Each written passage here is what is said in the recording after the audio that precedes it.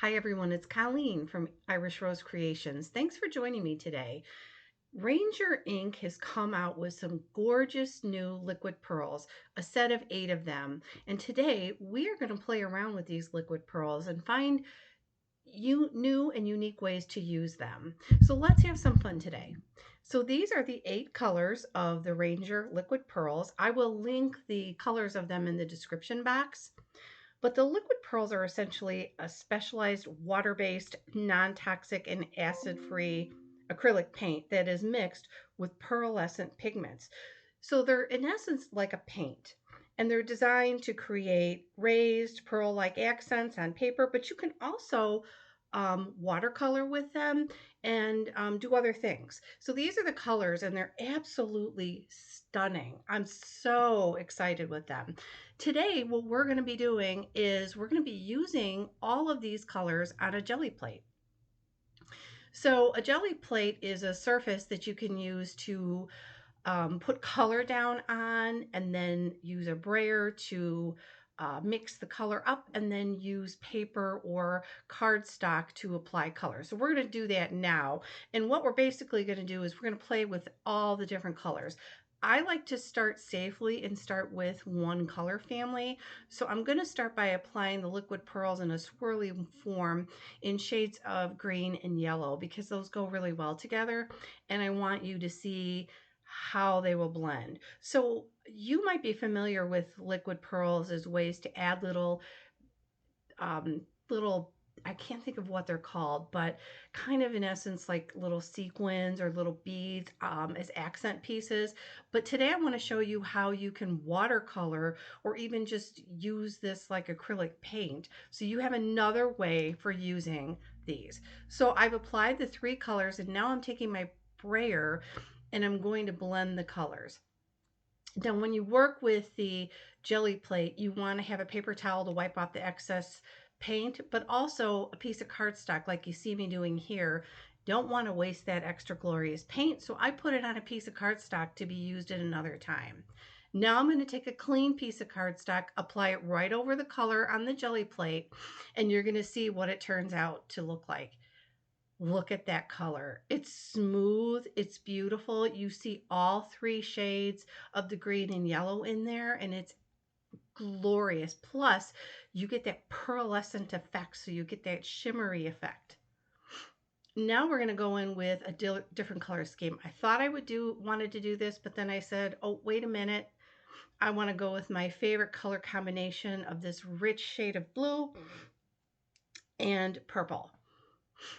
Some of my favorite colors, and those are good. And if you're not sure about the color families, you can consult a color um, pie chart, and that can help you with it. But these colors were all created to blend well together, so you can't go wrong with any combination.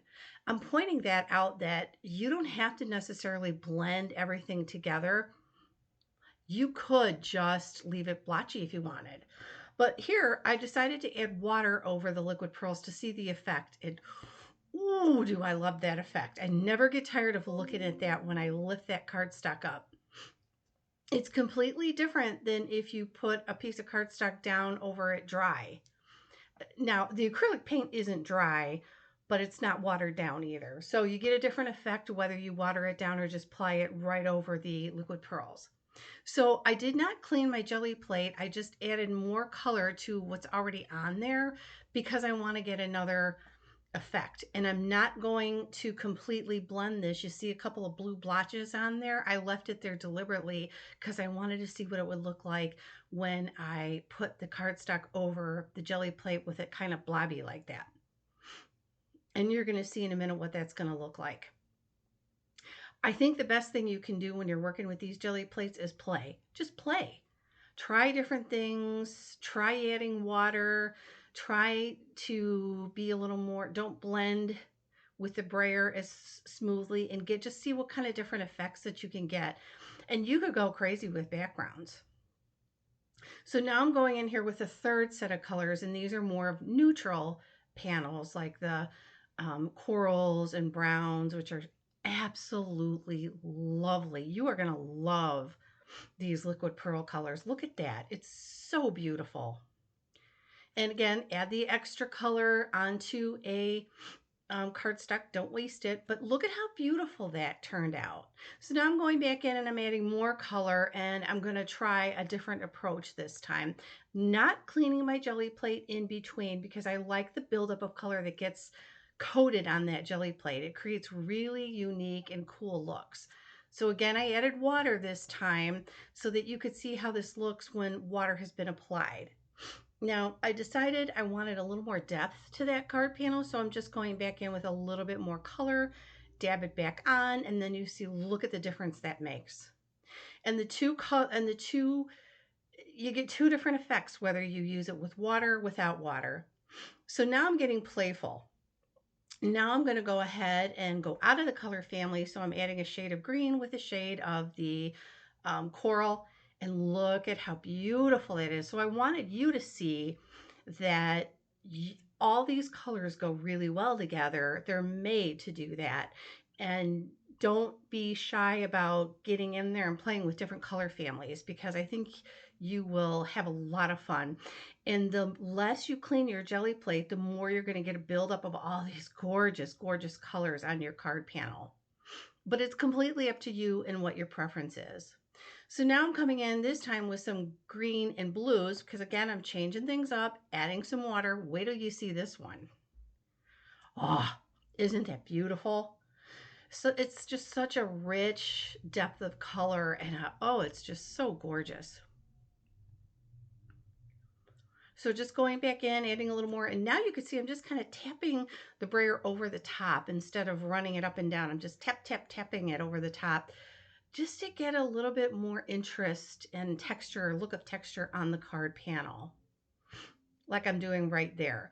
It's just a small little variation, but it can make a background look a little bit different, and it's just a way of experimenting and having fun. You wouldn't believe the short time it took me to do this video, how many background panels I got out of this. And you can set those aside and use them in the future for when you're ready to create a card and you need a background panel. Now you're going to have them in no time. These are the finished background panels that I created in this video. And there's so many, and they're all unique, and they're all absolutely gorgeous. After I finish showing you these, I'll show you a couple completed projects that I used with the liquid pearls, as I did here in this video, but also using them in their original form, which was to create little specks of interest. So here are 3 ATC cards that I made using all of the liquid pearls. And you can see on this one that I used a stencil to add purple liquid pearls on it. And I also used them to enhance the flowers.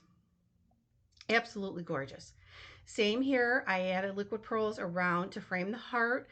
Also used it in a stencil in the background for added interest over the backgrounds that I had just created in my video with you today. So look at all that detail you get.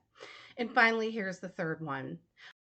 I'm so happy you joined me today, and I hope you have a lot of fun playing with your liquid pearls.